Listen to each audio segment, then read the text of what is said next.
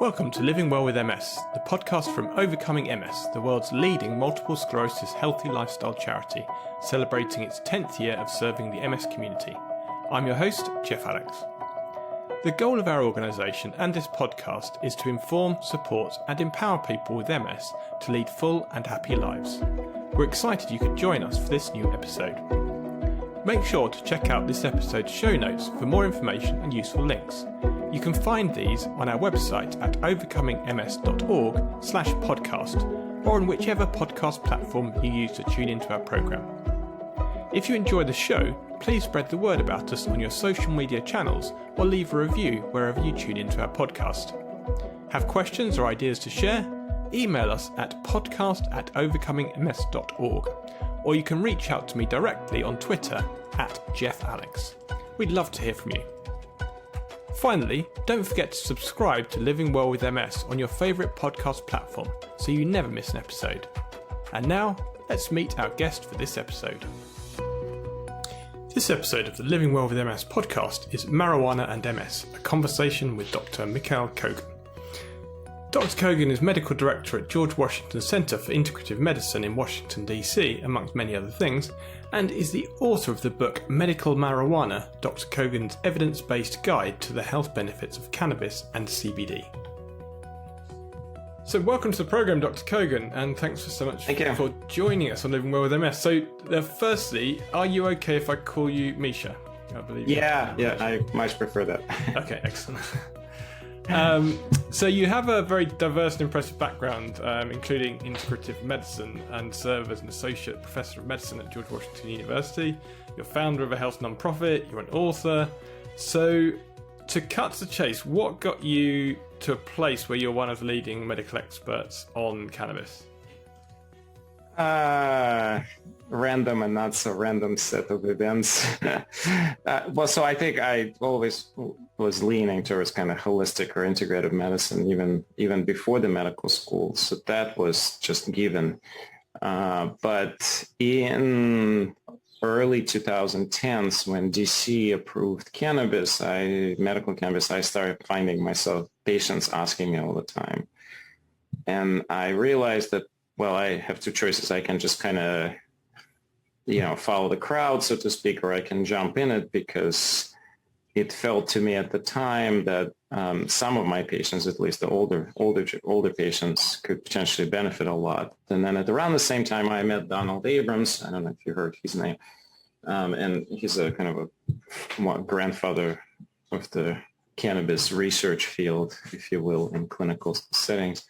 And so he kind of also helped me to establish comfort zone. I think for me, the big problem was not just, does it work, doesn't it not work? It was more around like this whole background information. I grew up in Russia. It was thought to be like like this terrible drug that if you take it once, then it's a life of alcohol addiction, prostitution, gambling, and early death. Like, this is how we've been told. So I think some of this was completely ingrained in me. So the hard part was just going to get over that and say, okay, I'm going to put aside everything I've ever heard about this and just going to really learn it.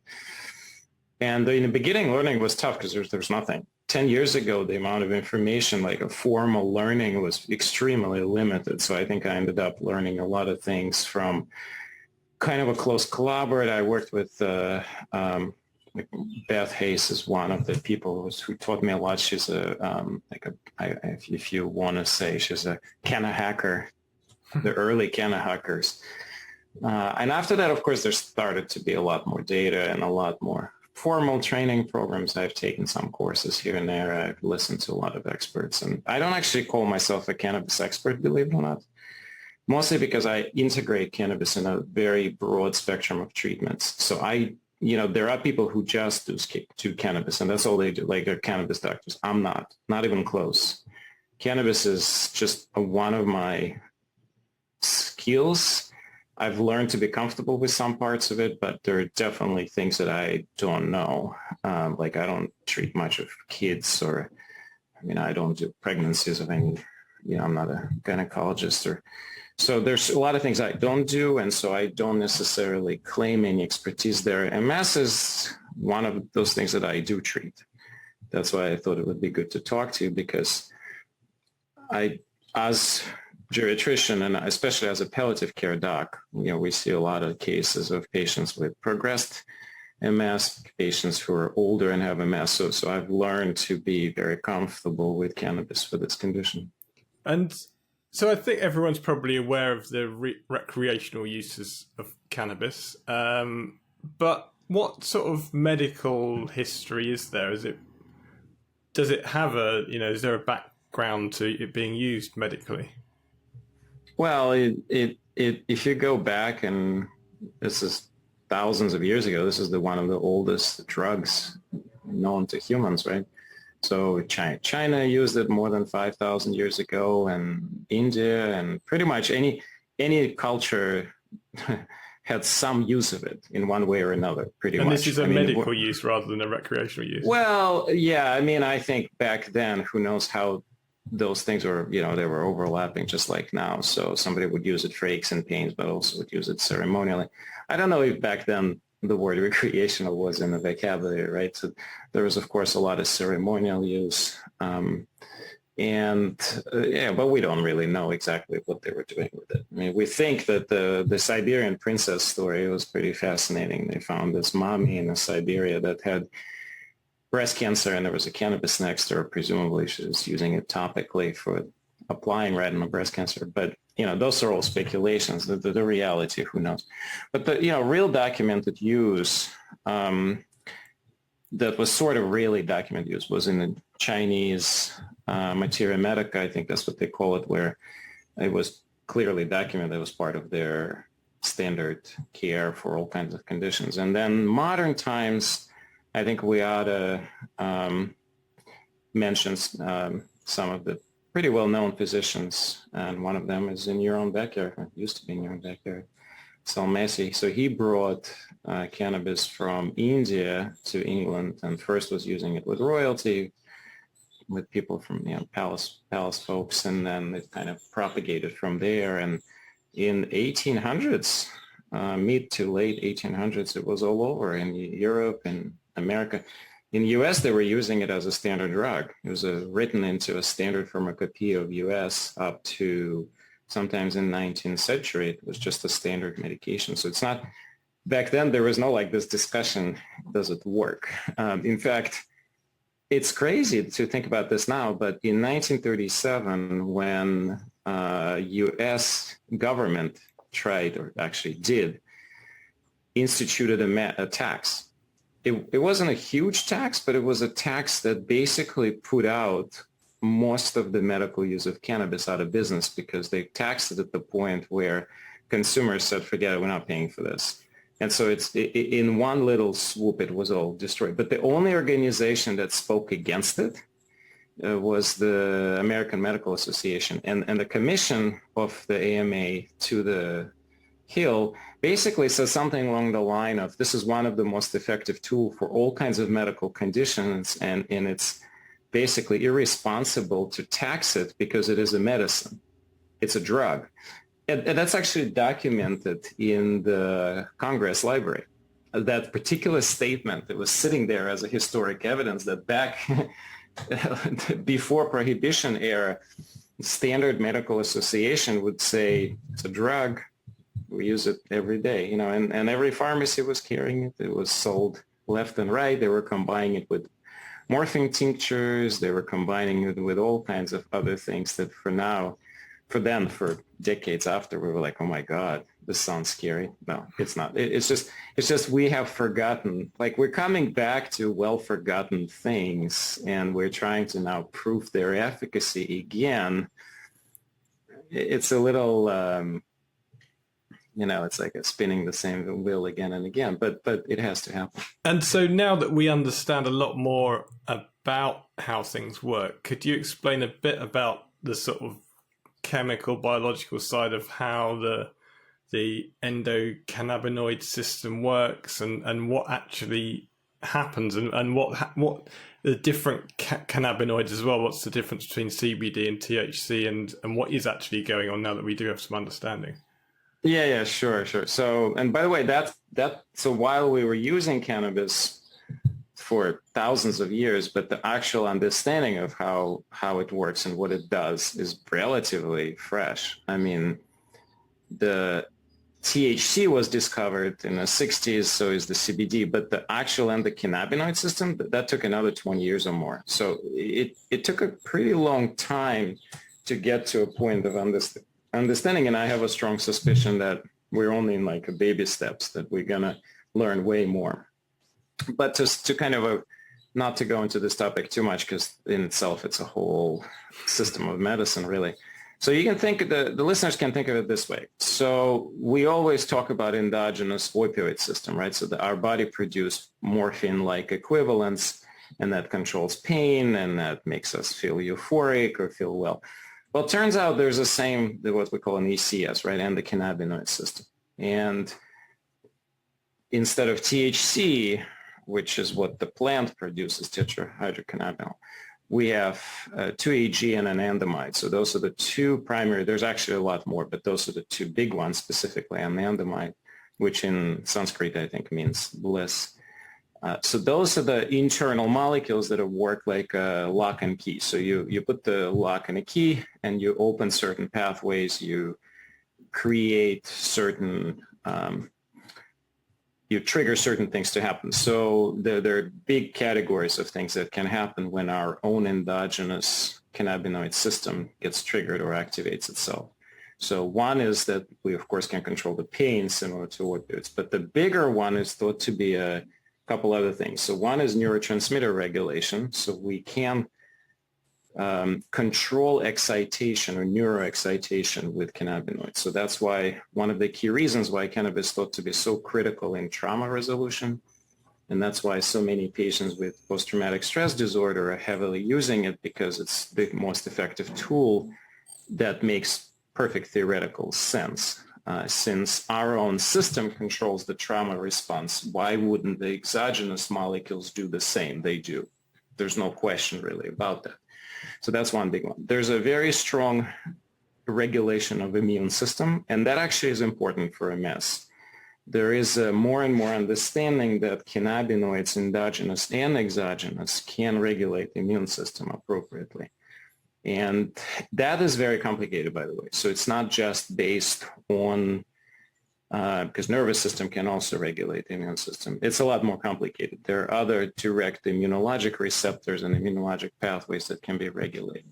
And some molecules in cannabis, like CBD, for example, has very strong neuroprotective and immune modulation in petri dishes. Now, it's a little different in humans and animals. There's just not that, there's a lot less understanding yet, but it does seem to have those effects that I just mentioned. And is there sort of double-blind, placebo-controlled? No, that's what I'm saying. No, so there isn't. Right. Yeah, so these are basic theoretical works. Some of them are in petri dishes, so what we call in vitro. Some of them are in a small or larger animals. But in terms of an actual human data, there's not a lot. I think what's really missing from human data is combination of a clinical data. So I give THC to a patient with pain, the pain gets better. We have a little bit of that. Well, actually we have some of it. But then what actually happens on a mechanistic level at the same time? So parallel studies doing both clinical but also deeper dive into the physiology of change are far in between. But there is an explosion of that, right? So there's an explosion of interest. There's explosions of studies. I actually think, Jeff, you mentioned that England it's more conservative. It may be clinical. I don't know. I don't practice there. But I would say in terms of research, you guys probably a little bit, in a way, ahead of a pack, because actually there's a lot of studies coming out of England. U.S. Has had cannabis as a Schedule 1. What that means is a DA Schedule 1. It means that as a physician, I have to get a very special license to study cannabis, and I cannot under any circumstances, obtained actual government funding to study benefit. I can only obtain government funding to study toxicity and side effects. And that set us backwards decades. We would have been way further ahead. And only now, in the last few months, there's been a shift that now at least government says, okay, fine, we're still not going to allow you to study benefits on government funds, but at least what you can do, at least we're going to give you access to more products, because in the past it wasn't just I can't study the benefits. That was one issue, but the other issue was, well, you only get like 2-3 products that somebody growing out there, like specific, those products are like back from 70s and nobody uses them in a real life. You go to dispensary and we just talked before you went to Seattle to check nice things out, and there's there's hundreds of products there, right? So that's what's in real life, but studying that real life, it has been very challenging because of the legal status. Now, the what's going on in England is, of course, the Sativex and Epidiolex that have been available, which are the pharmaceutical grade extracts of the Biximol is what we call it. So it's a direct extract of the plant, a different ratio of THC and CBD 1:1 with Sativex and pure CBD with Epidiolex. So you have drugs, and the drugs are a lot easier to study from legal perspective. Now, in US, we actually only have Epidiolex, and what everybody's really interested in studying more with THC, because CBD has some great things that it can do, but it's highly limited. And really, as I often joke, we have a strange situation in the UK where theoretically you can be prescribed Sativex, but there's the National Health Service, which is broken down into regional units, and the proportion that actually do prescribe it is tiny. So, for example, I can't get Sativex. In Wales, you can get Sativex, but there's very few places that actually do prescribe it. It is so. Just to come on to actually why they don't, because we have a large sort of moral side to this, that a lot of the print press say that cannabis is a gateway to harder drugs. So I don't know if this is an area where you would have any knowledge, but is it a gateway to harder drugs? Is it safe? No, this is such a BS. I'm sorry, I'll be so critical. This is like what we know. The data is very clear. It's get away. It's an exit drug. There's no question about it. I mean, there's been study upon study in US. And for me, I'll tell you why it's so critical. I'll come to that in a second. So there's been multiple studies to say if the state approves the cannabis, and it doesn't even matter for what condition, because, once it's approved, people can say, look, I have cancer, but they're going to use it for nobody controlling that, right? So once they have access to it, they can use it recreationally for what they care. So, but what we know, this is a practical data, this is why it's so critical. The moment the state approves the cannabis, you see a dramatic decrease in medication use. And we're talking here, listen to the data. More than 1 million prescriptions per day, or more than 1 million drugs taken per day per state that has legalized it. And that includes opioids, benzodiazepines, and a bunch of other drugs. So in essence, the sleep aids go down, pain use medications go down. And the data goes like this. Not only is that the total amount of opioids go down in some massive amounts, but you have 30 to 40% decrease in mortality related to the opioid toxicity. Now think of it this way. In America, every year you have tens of thousands of deaths from direct application of opioids or indirect toxicity, both. And so if you can save 30%, we're not talking about few deaths. We are talking about tens of thousands of lives every year saved if cannabis gets approved. And yet there are still politicians who say, oh, it's you take it once and you're done for it. It's very unclear to me, why is this still happening? Because the data is out there. I'm talking about studies in JAMA, New England Journal of Medicine. I am not talking about some obscure medical journals. And I'm talking about researchers who are NIH funded, main institutions of the United States of America, and yet we're not moving. I'm guessing, well, my father used to joke, it takes like literally generations to die out before academia and politics shift. I think it's actually even more than that. I think we have a institutionalized fear and institutionalized racism related to it, and nobody wants to give it up. It's comfortable to say that, oh, only blacks are using this because it's bad for them, and they're getting addicted and all of that. It was very good strategy to use as a tool for racism, and it's still the same way. It is changing very slowly. And there is an attempt to maintain status quo. And what shocks me is that usually in medicine, when you have a data of the magnitude I just mentioned, that usually shifts the needle within, I would say, a decade. We're not seeing that. The studies I mentioned, first of them started coming out 10 years ago. Like 2012 was one of the first studies to say if particular states that have been early adopters of cannabis, they've been seeing dramatic decrease in mortality related to the opioid use. And subsequent, we had better data. The data after that would be more precise. It would say, okay, well, so this how many less prescriptions of opioids are taking per day. And this translates to X amount of an actual decrease in mortality. And now that data is also about 5 years old. So why are we not seeing any political discourse? I talk about this at every corner because I believe that it has to be brought up as a universal tool for pain. And with that, we're probably going to see a massive drop in use of opiates. Of course, I don't really care about what's saying happening this. in the UK is that, so here it's illegal essentially. But I know I could buy cannabis today because I walk with my dog and I go past, there's a field where there's a bench, and quite often there's kids there, like teenagers there.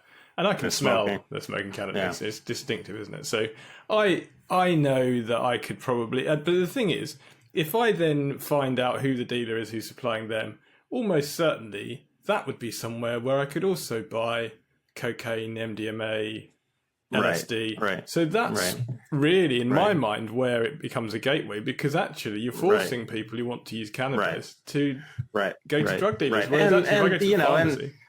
But like, we're not talking about that, right? I mean, we're talking about medical tool, and I'm having a great time because I didn't realize that England is so backwards actually, because in US most of the states by now have approved medical, and there is no question that within less than a decade we're going to have an entire country approve it, just because of money. The governments of the states, they're making so much revenue on taxation that everybody wants it. So this is one of the few universally bipartisan issue in every state that gets passed through every state legislature with no problems because they want it. I mean, both sides say, hey, we need money, so let's get cannabis through because we need to fill up the coffers. I believe we're one of the biggest producers of medical cannabis in Europe. But not probably. But it's exported. But it's exported, which is insane. Yeah, it is. It is. To come on to MS specifically, can cannabis specifically be helpful for MS, and what help can it be? Would it help things like spasticity? I've often heard. Right. Well, when I was preparing for this, I kind of thought of doing a couple of things. So one, of course, people can go to my book, and there's a whole chapter that I kept it open here on MS, and starting on page 190. And we talk a lot about symptom management in that chapter. So that's the first part. So the first part is multiple sclerosis, of course, is characterized by the spasticity and chronic pain from that spasticity. So MS. So the cannabis for that is proven. It's not just proven, maybe it's undoubtedly proven. What's not 100% clear is though what should be the best products to use. We think that the daily dose of THC for MS needs to be somewhere high. in contrast to some other conditions, for MS, you probably need somewhere between 20 to 50 milligrams of THC per day in whatever the form you need to take it in. But what's not clear is, okay, well, is the cannabis itself, medical cannabis as a whole, plant extracts or smoking or vaping or whatnot, better or worse than, let's say, an oral or sublingual medications? So, whether it's Sativex or whether it's Marinol in the US or whatnot. So that's not very clear. There's been very little side-by-side studies. But what we do know for sure that somewhere close to half of all the patients with MS using cannabis, they often don't report. That's also known. And they generally universally say it's helpful. So now, is that randomized trial data? No, it's not. But it's in such mass that there's no doubt in anybody's mind, whoever takes care of, as a provider, as myself included, takes care of patients, there's no doubt that it's effective. Question becomes, okay, safety versus effectiveness, right? So in medicine, you always do no harm. So if somebody's smoking cannabis and they have MS and they already have spasticity and their lungs may not work very well, is it smart? Probably not. You may want to consider giving them something under the tongue or oral preparation so they don't put potential toxic substance on inhalation into their lungs.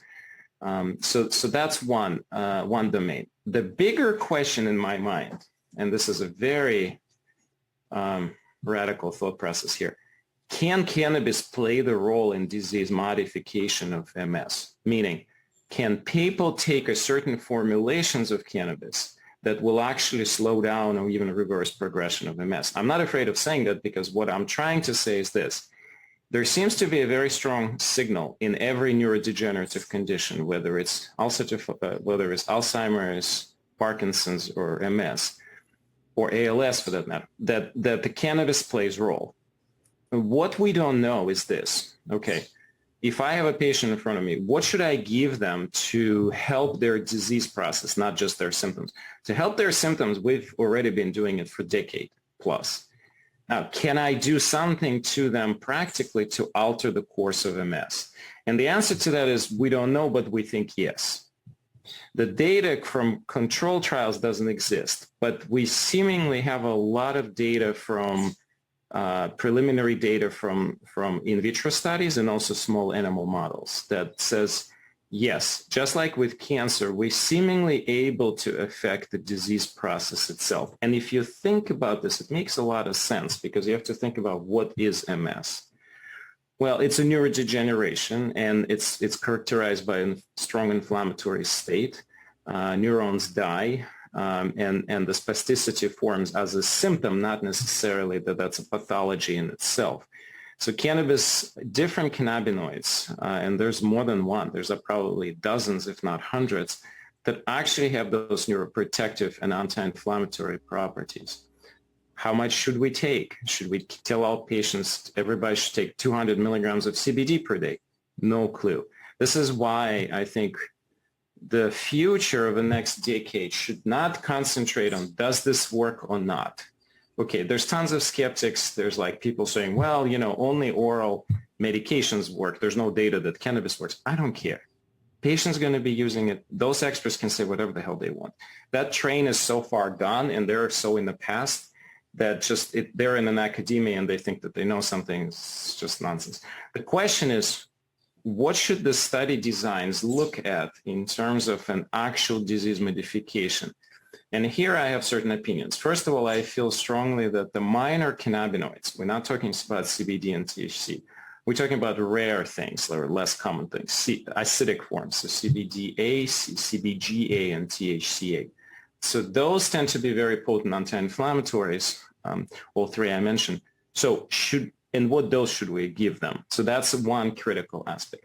The second aspect, we also know that there's a whole bunch of other cannabinoids like CBC, CBG, and CBN, and a whole slew of them.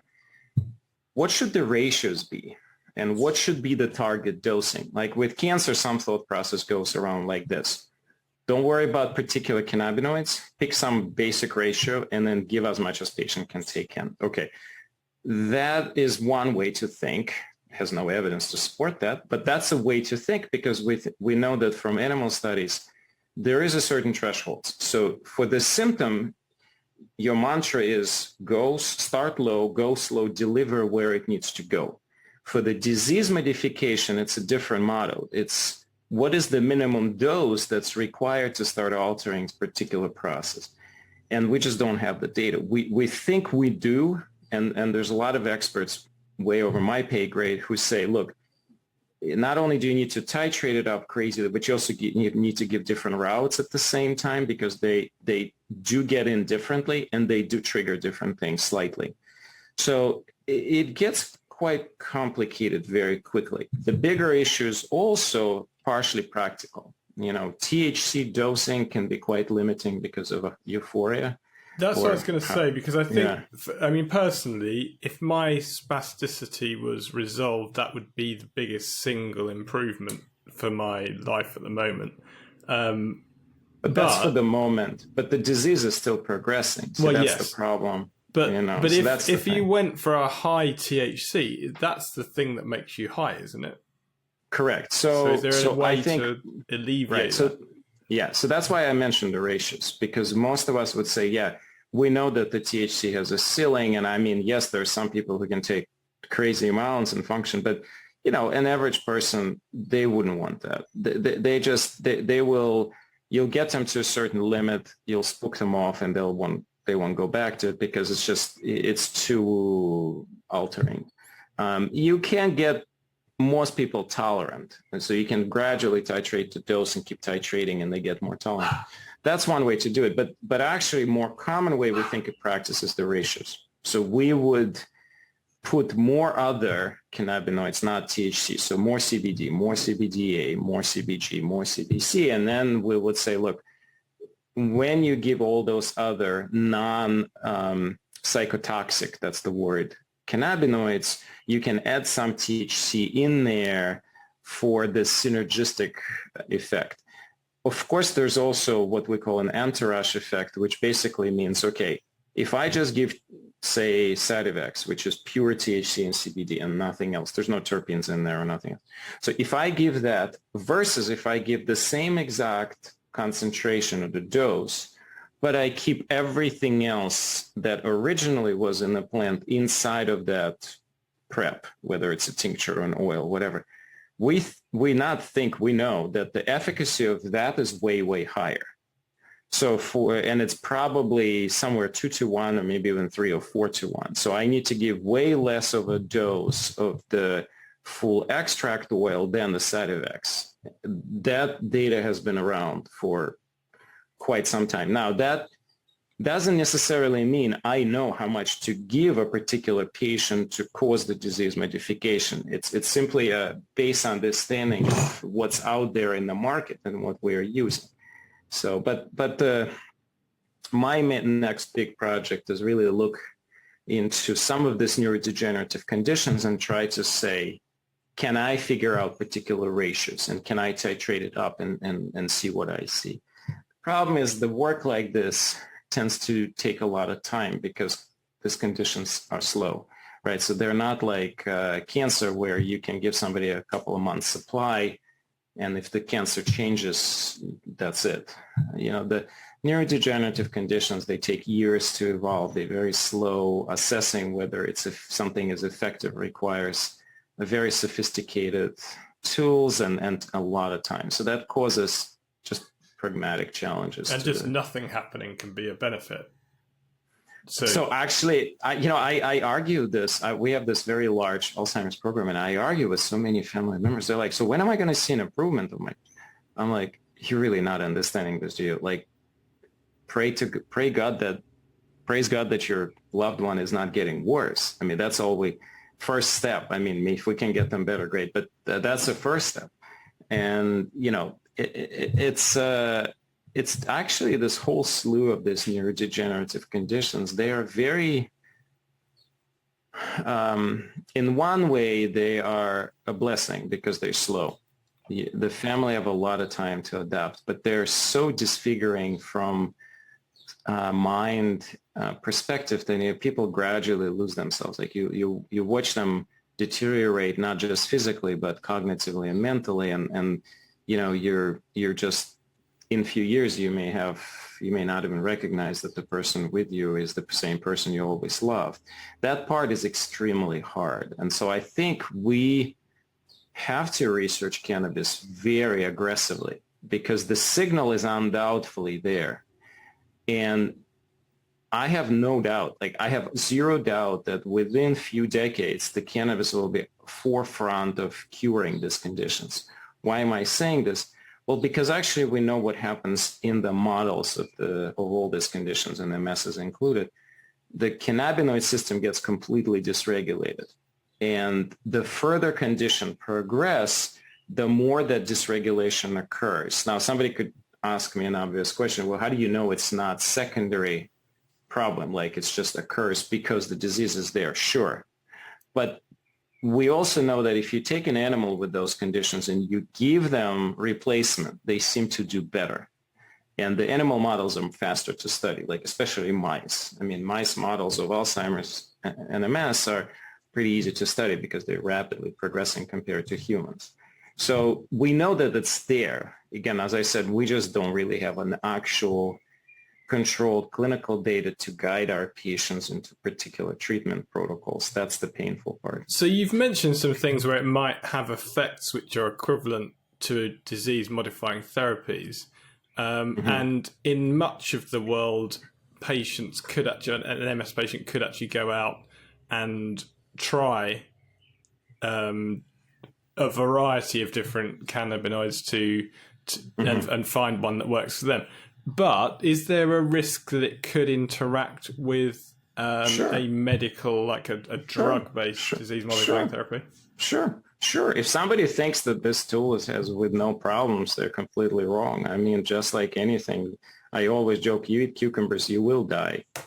So it's like, everything has some toxic side effects. And the reality is that while we don't think anybody can die from overdosing cannabis unless you run the truck in a car in a tree or something, but you're just not going to die from overdose. But that doesn't mean there's no problems, right? So the THC has a lot of different side effects: dizziness, dry mouth, memory loss in young people, some increased risk of paranoia and all those things. So there's no question about it. There are also some other big concerns. So could there be a drug to cannabis interactions? And a lot of people with MS, of course, takes a number of medications. So could they be interacting with cannabinoids? And the answer is yes. The good news is that the answer is yes, mostly theoretical. We're not actually in practice seeing those interactions. We have a lot of people taking different cannabinoids, including high-dose CBD, which is actually the biggest concern. So the biggest concern with the interactions is not the THC, is that the CBD in the liver, it affects the liver in the way that it causes the drug to cannabis interactions or drug to CBD interactions. It's a really big concern, for example, for patients who on a high dose Epidiolex, the CBD, with seizures. But at the same time, in practice, we're not seeing that. We're just not really seeing what we see with other medications. We see a lot of drug-to-drug interactions in actual hospital where somebody shows up because they're into emergency room with toxicity because there's an interaction. We're not really seeing that. Why? I don't know yet. Maybe it's because we haven't reached the critical mass to yet see. Maybe it's because those interactions are theoretical but not practical, and that's what I actually believe. I think some of those interactions are going to occur at such a high doses that it's just people are not going to take that much, at least not yet for now. So I think the other big issue is, are we worrying about quality of the products, and are we sure that what our consumers, what our patients are buying is safe from other perspectives? I mean, right? So, because it's an extract. If it's not well regulated, if it's not well checked, how do you know they buy what they pay for? How do you know there's no toxins? I'll give you one example. I don't know, but you guys probably don't know this, but in US, we have this Delta 8 THC craze. Have you heard about that? No. Yeah, so it's basically a metabolite or isolate of the cannabis. And so you can actually make it from CBD. So you can start, or from hemp, you can start with a non-cannabis, well, hemp is cannabis, but little THC in it to begin with. And you can make this product called delta-8 THC. And it's not as potent as THC, as delta-9 THC, which is an actual THC. But it causes a lot of problems because it seemingly work very, very identical to THC in terms of recreational use. It's just not as potent. But to make it, you have to extract it from large volumes of hemp. And almost every product that was being researched, looked up one out there in the U.S. market has toxins. And we're not talking about some mild toxins. We're talking about heavy metals. We're talking about organic pesticides, residues, and all kinds of stuff.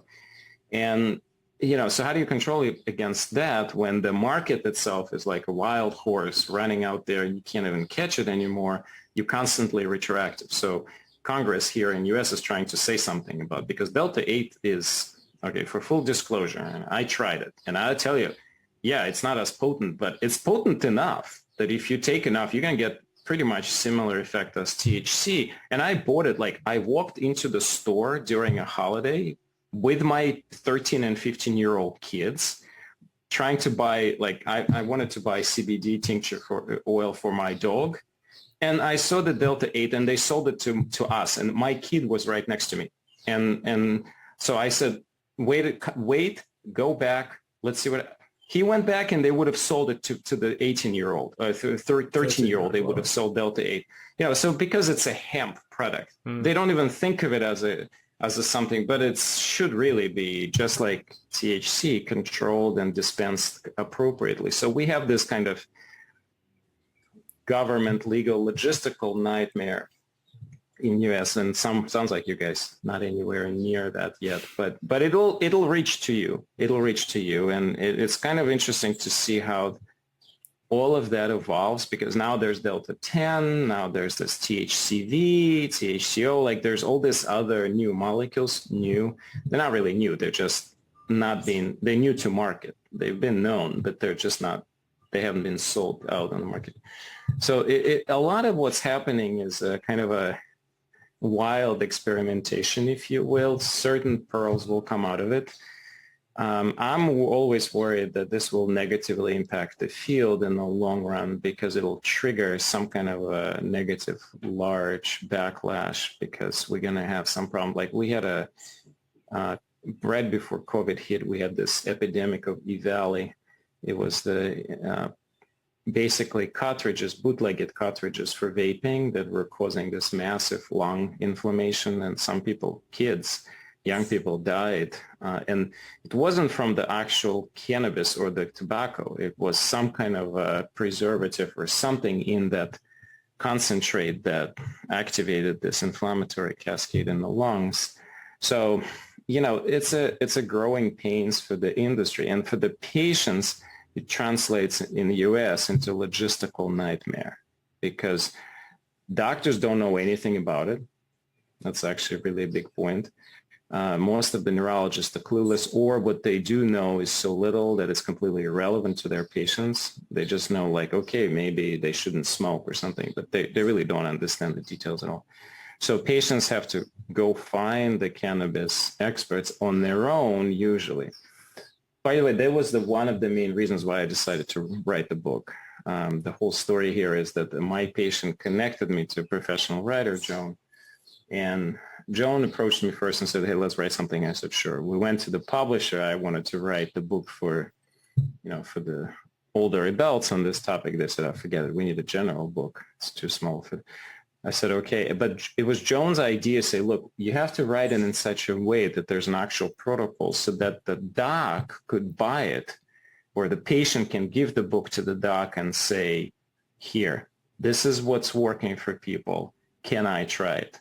And I know that it'll get outdated in no time, but at least for time being, it's going to actually help a lot of providers, because they're going to read this, and it's pretty simple to read, and they're going to understand at least some basics. Now, of course, there are textbooks on the topic and a lot bigger text and a lot more detail, but often physicians they're not going to learn a whole brand new branch of medicine just because, they're just going to follow their patients.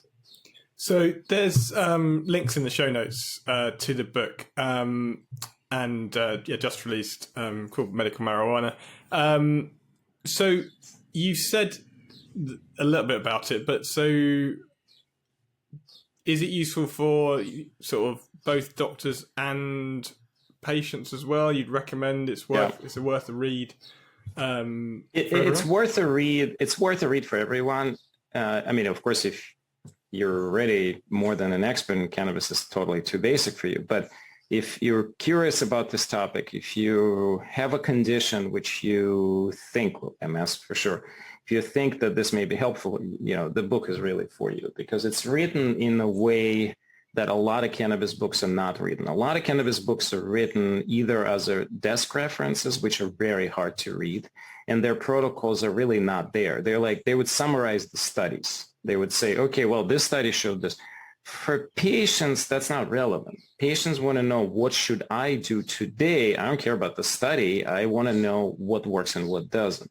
So this is what we did. This is a book written by a clinician for patients and his colleagues. So that's basically what I did. I took only conditions where I felt evidence is sufficient and my knowledge is sufficient to give specific recommendations. So I avoided some kind of controversial topics, but I also kind of avoided topics where I simply don't have enough expertise. So of course the book is superficial, but it's deep enough for those conditions that I covered that I think people who have those conditions are going to open the book, are going to find it useful. And so you mentioned that sort of wider integrative medicine. Would you say that it fits as part of the jigsaw? Because certainly Overcoming MS encourage healthy lifestyle, so healthy diet, mindfulness, taking medication necessary, and so on and so on and so on. You'd say it's one of those pieces. Yeah, absolutely. And the beauty of MS, if there is such a thing, is in contrast to the Alzheimer's and Parkinson's, the chances of complete cure are much higher. So I have seen a lot more patients with MS get rid of their disease completely or put it in a permanent remission. We can't really say cure here, because I think if you stop doing what you're doing, it'll probably come back. But it's a permanent remission. As long as you're gotten better and what you did integratively with lifestyle and other things worked, and you keep doing this, the disease is basically non-present and you're living normal life. So that's the goal is. It's a lot harder to do for Parkinson and Alzheimer's, I'll tell you that. But that's and it fits perfectly because, well, it's botanical. It's first, right? So it's already a natural product, so to speak. But it also fits perfectly because it provides me a set of tools that certain things don't. Generally, integrative medicine does not have a lot of immediate relief. It has certain things like acupuncture for spasticity, for example, have some evidence. But generally, it's a slow medicine, right? We give tools that are gradually make people better.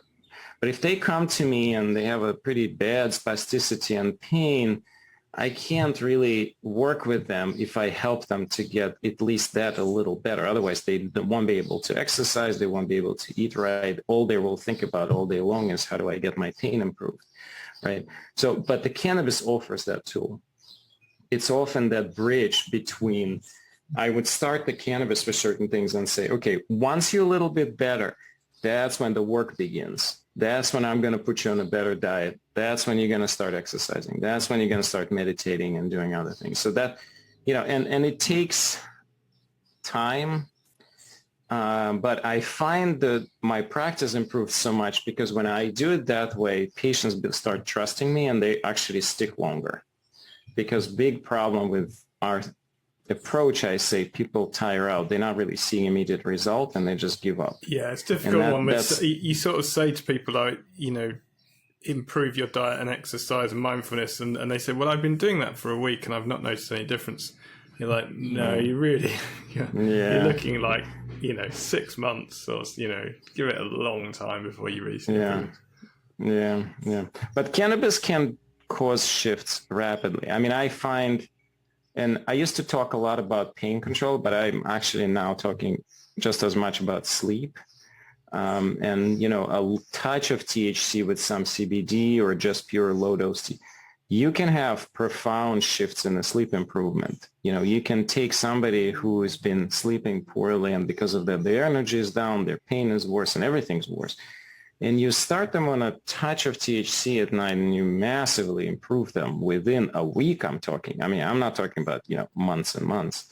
And that sometimes gives people so much instant kind of cognitive and overall boost, the energy boost to start doing more things. So that's what I find, because the motivation is critical, and often, especially in neurodegenerative condition, motivation is a huge problem because people already coming in, they may have been sick for many years. They don't believe that they can get better. They just kind of in a existing mode of operation, but they can't think of a better something. And so you shift them suddenly and they're like, oh, wow, I actually can feel that better. Okay, well, I better listen to this guy because he just did this, right? So that's what I think it shifted my practice significantly because of that. And I find it a little ironic and often funny how 5-6 years ago, even more close to 10 years ago, I would have very difficult conversations with experts, with like neurologists, for example, who would say, oh, cannabis, you're going to make my patient addicted. They're dying anyway. And like, how could you do this? And now conversation is like, oh, when can you start them on this stuff? Like, because, they're also seeing the shift. They don't do it themselves just yet, but they're realizing the value, and they're sending me patients and they're like, well, what should I do with this particular patient? Like, it's really interesting how I'm seeing the shift, not yet on level of everybody knows how to do it, but everybody's trying to find somebody in the community who knows how to do it, which is great. And our next big step is to actually train every medical student. So I think they all should come out of medical schools, and not just medical students, nurses and everybody, to say, look, I know a little bit about it. I can do some basics.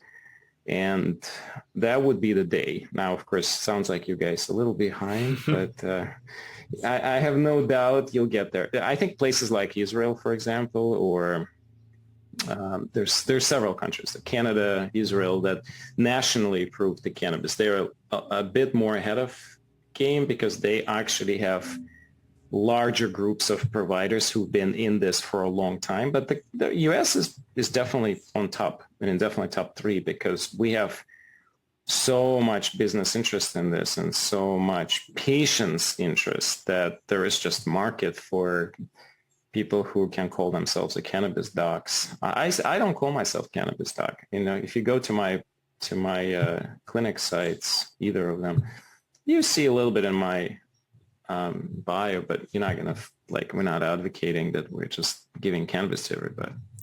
So it has more to do with the fact that I use integrative medicine as a concept. As I try not to just substitute things. This is really important. I mean, we have a term for that. It's called greenopathy. When you take people away from the drug onto the botanical, it's okay. It's actually a good thing for certain things, but it's a principle that matters more. You won't simply teach patients to take care of themselves better. That's really the biggest aspect. And if that means that cannabis has an exit strategy there to help them get off of something so they onto the something else, I'm all in. Yeah. With that, I'd like to thank you so much for being our guest on Living Well with MS, Dr. Mikhail Kogan. We're thrilled to learn about the amazing work you're doing to help people navigate the intricacies and benefits of medical marijuana. And I would encourage everyone to learn more about you and your work by checking out the links and have a look at the show notes. There's links. The book is available from all major... there is one massively major book reseller, isn't there, on the internet, which everyone knows of. But I'm sure it's available in all the others as well. I checked out that one, but I'm sure it's widely available. And it is available in Audible, and I'm kind of proud of the person who recorded it. So is it you or not you? Or? No. I'm not a.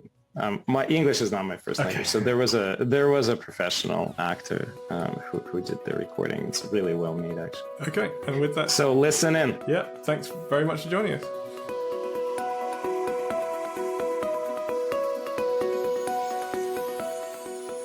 Thank you for listening to this episode of Living Well with MS. Please check out this episode's show notes at overcomingms.org/podcast.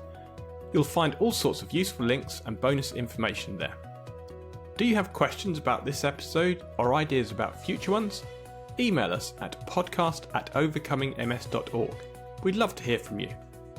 You can also subscribe to the show on your favourite podcast platform so you never miss an episode. Living Well with MS is kindly supported by a grant from the Happy Charitable Trust. If you'd like to support the Overcoming MS charity and help keep our podcast advertising free, you can donate online at overcomingms.org/donate.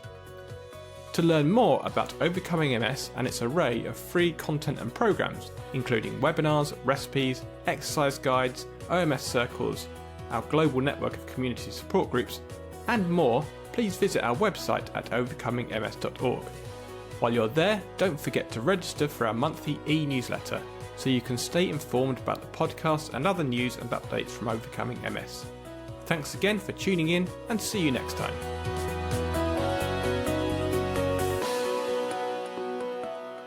The Living Well with MS family of podcasts is for private, non-commercial use and exists to educate and inspire our community of listeners. We do not offer medical advice. For medical advice, please contact your doctor or other licensed healthcare professional.